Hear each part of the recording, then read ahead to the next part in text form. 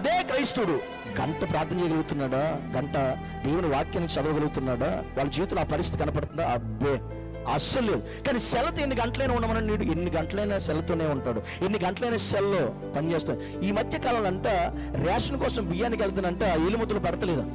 తెలుసా మీకు? రేషన్ కోసం బియ్యానికి వెళితే పొరపాటున విలమ్మలో, ఒరే నాకు ఖాళీ లేదు, నువ్వు వెళ్ళి రేషన్ బియ్యం తీసుకురారా, ఈయన పంపిస్తే ఈడు ఎన్నిసార్లు వేసినా ఏలుముద్ర పడట్లేదంట. ఎందుకు తెలుసా? ఈ మధ్య చాలా మంది ఏలుముద్రలు పడట్లేదంట. ఎందుకని? సెల్ గెంటేయడం ఎక్కువైపోయింది కనుక. సెల్ దేంతో గెంటుతారు? ఏది చూడాలన్న దేంతో గంటలా? తమ్ముతోనే, దీంతోనే గంటలు కదా. ఇది గెంటి గెంటి గెంటి గెంటి గెంటి మొత్తం రేఖలు కూడా అరిగిపోతున్నాయి జనాలకి.